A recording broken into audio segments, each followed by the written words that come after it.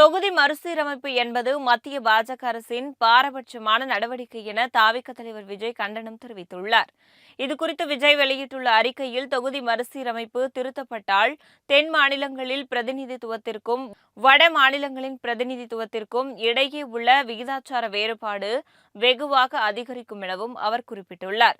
மத்திய அரசின் அறிவிப்பை ஆண்டாண்டு காலமாக கடைபிடித்த ஒரு மாநிலத்திற்கு தண்டனையையும் அதை பின்பற்றாத மாநிலங்களுக்கு வெகுமதியும் தருவது போல் இந்த மசோதா நிறைவேற்றம் அமைகிறது.